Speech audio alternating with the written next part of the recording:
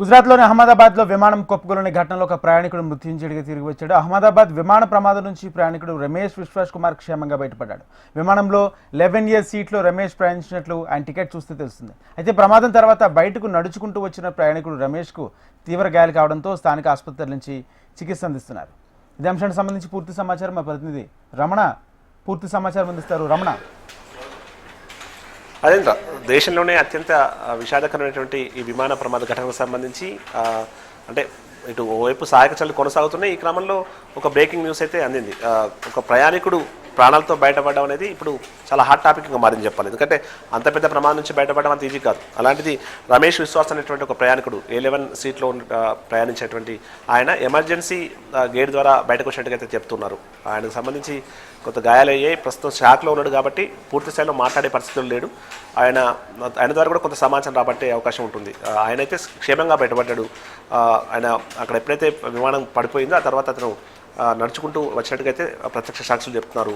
దీన్ని ఆల్రెడీ ధృవీకరించారు కాబట్టి ఇప్పుడు అధికారికంగా ఆయన అయితే ప్రాణాలతో బయటపడటకు తెలుస్తుంది. ఏదేమైనా 242 మంది అనుకున్నప్పుడు ఇక్కడ 241 మంది చనిపోయినట్టుగా ఇప్పుడు నిర్ధారణకు వచ్చారు.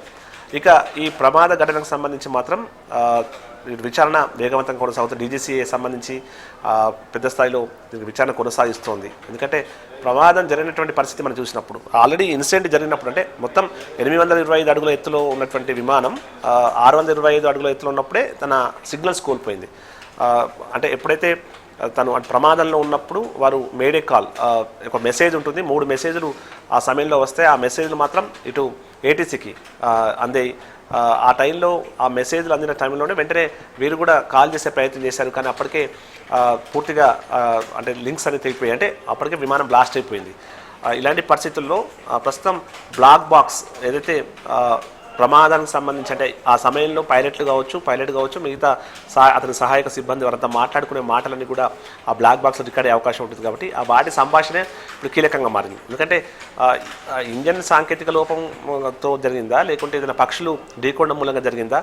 ఎందుకంటే ఎక్స్పర్ట్స్ రకరకాలైనటువంటి మాటలు మాట్లాడుతున్నారు. అంటే వాళ్ళకి సంబంధించినటువంటి చాలా వరకు చెప్తున్న పరిస్థితులు చూస్తుంటే కొన్ని సందర్భాల్లో పక్షులు తాకడం మూలంగా కూడా పక్షులు విమానాలను ఢీకొనడం మూలంగా కూడా ప్రమాదాలు ఆ స్థాయిలో జరుగుతాయనేటువంటి విషయాన్ని వారు చెప్పే ప్రయత్నం చేస్తున్నారు.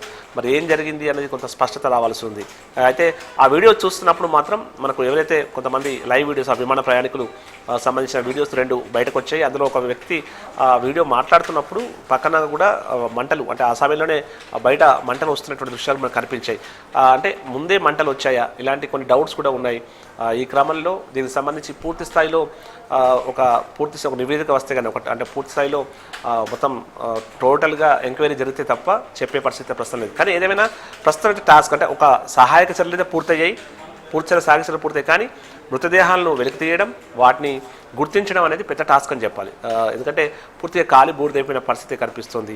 ఈ సమయంలో వాటిని DNA టెస్ట్ల కోసం పంపించి ఆ మృతదేహాలను గుర్తించడం ఇదంతా కూడా ఒక ప్రస్తుతం ప్రక్రియ ఉంటుంది. ఆ ప్రక్రియకు సంబంధించి కూడా ఆల్రెడీ భారత సైన్యం కూడా అక్కడికి చేరుకుంది. DGCA బృందంతో పాటుగా భారత సైన్యం కూడా ఈ సహాయక కార్యక్రమంలో పాల్గొంటుంది. అంటే జాతీయ విపత్తులు వచ్చినప్పుడు ఏవైతే ఉంటాయో ఆ టీమ్స్ అక్కడ ఉన్నాయి.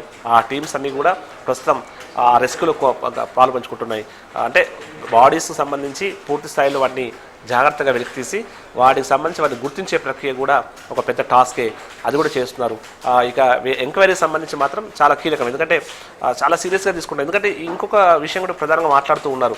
ఎయిర్ ఇండియాకి సంబంధించి ఈ విమానానికి సంబంధించి ఫిర్యాదులు ఇప్పటికీ 3 సార్లు DGCA నుంచి వచ్చాయి. కానీ అయినా కూడా ఎయిర్ ఇండియా కొంత నిర్లక్ష్యంగా వివరించినటువంటి ఆరోపణలు అయితే ప్రధానంగా వినిపిస్తున్నాయి. ఒక ప్రయాణికుడు ఇదే విమానంలో అంటే ఇది ఢిల్లీ నుంచి బయలుదేరి వచ్చింది, మధ్యలో అహ్మదాబాద్లో హాల్ట్ అయ్యి అహ్మదాబాద్ నుంచి లండన్కి వెళ్తుంది. ఆ ఢిల్లీ నుంచి అహ్మదాబాద్కి వచ్చిన ఒక ప్రయాణికుడు ఒక వీడియో షేర్ చేశాడు. అది ఇప్పుడు సోషల్ మీడియాలో చాలా చక్కర్లు కొడుతుంది. ఆయన కూడా ఈ ఆల్రెడీ విమానానికి సంబంధించి గతంలో 2 సార్లు కొన్ని కాంప్లైంట్స్ ఉన్నాయి, అయినప్పటికీ కూడా మీరు చర్యలు చేపట్టలేనటువంటి ఒక కామెంట్ చేస్తూ చెప్పారు. ఆయన దాన్ని ఇప్పుడు ఈ ప్రమాదం తర్వాత మళ్ళీ ఆ వీడియోను ఆయన షేర్ చేశారు. అవంతా కూడా సోషల్ మీడియాలో చక్కర్లు కొడుతుంది.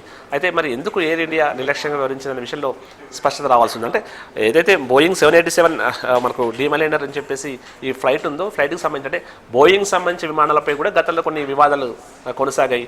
ఆ బోయింగ్ విమానాలు అంత సురక్షితం కాదనేటువంటి కొంతమంది వ్యక్తుల ఆరోపణలు కూడా గతంలో పెద్ద ఎత్తున చర్చకు దారితీశాయి.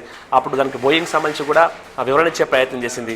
ఏదేమైనా ఎయిర్ ఇండియాకి సంబంధించి మాత్రం కొంత ఇందులో నిర్లక్ష్యం ఉందనేటువంటి ఆరోపణలు వినిపిస్తున్న నేపథ్యంలో మొత్తం ఈ ఘటనకు సంబంధించి మాత్రం ఎయిర్ ఇండియా జవాబు చెప్పాల్సిన బాధ్యత ఉంటుంది. ఎందుకంటే 241 మంది చనిపోవడం అంటే అది మామూలు విషయం కాదు. అంతమంది చనిపోవడం అత్యంత ఒక విషాదకరమైన వార్తగా మనం చూడాల్సి ఉంటుంది. కాబట్టి ప్రభుత్వం కూడా దీన్ని సీరియస్గా తీసుకునే అవకాశం ఉంటుంది.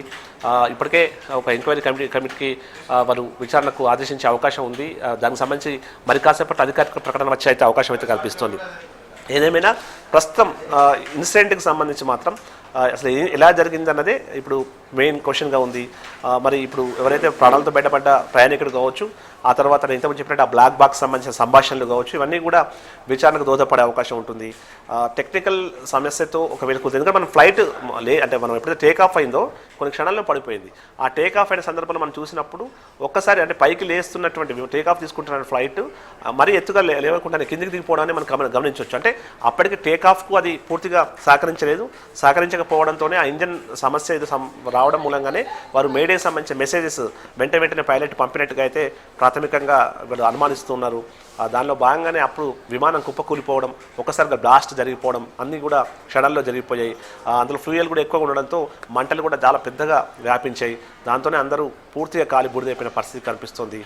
గుర్తుపట్టలేనంత దారుణమైన పరిస్థితుల్లో ఇప్పుడు మృతదేహాలు ఉన్నాయి. మనకు అహ్మదాబాద్ అంటే గుజరాత్ సంబంధించిన మాజీ సీఎం విజయ్ రూపాని అందులో మరణించారు. ఇట్లా చాలామంది చనిపోయారు. 10 మంది పైగా చిన్నారులు ఉన్నట్టు చెప్తున్నారు. ఒక శిశువు ఉన్నట్టుగా చెప్తున్నారు. మొత్తం భారతీయులే కాకుండా బ్రిటన్ సంబంధించిన వారు, కెనడా, ఆ తర్వాత పోర్చుగీస్ సంబంధించిన వారు ఇందులో మరణించడం కూడా తీవ్ర విషాదాన్ని నింపింది. ఈ ఘటనకు సంబంధించి దేశంలోనే అత్యంత ఒక దిగ్భ్రాంతికరమైనటువంటి దీని వార్తగా మనం చూడాల్సి ఉంటుంది. అందరూ కూడా ఈ ఘటనకు సంబంధించి తీవ్రమైన ఆందోళన వ్యక్తం చేస్తున్న పరిస్థితి కనిపిస్తోంది. సహాయక చర్యలు ముగిశాయి. ఇక నెక్స్ట్కి సంబంధించినటువంటి ప్రక్రియ కంటిన్యూ అవుతుంది. మొత్తంగా విచారణ అయితే ప్రస్తుతం వేగంగా కొనసాగుతుంది. Right, thank you Ramana.